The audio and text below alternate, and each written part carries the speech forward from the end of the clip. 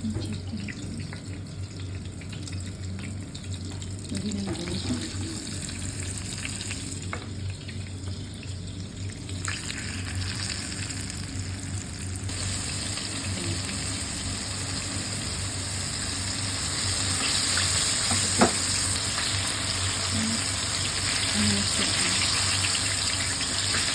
Ayan, tigli natin sa pinto.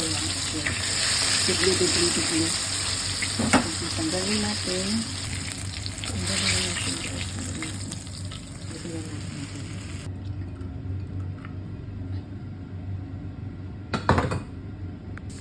So, fry natin garlic. Then, lagyan natin ng honey. Honey. Honey yan ha. Mikos natin yung honey. Tapos lagyan natin ng konting light. Lagyan natin ng light soy guys. Okay? Not so much.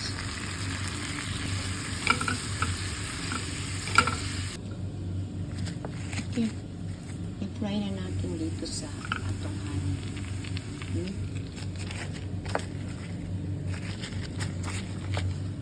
Ngawin natin.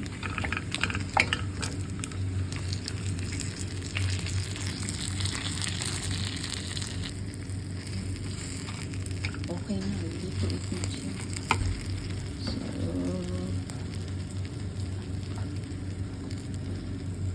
gawin. Tingnan natin anong gusto nila. Yan na guys. Masarap to. Di ba?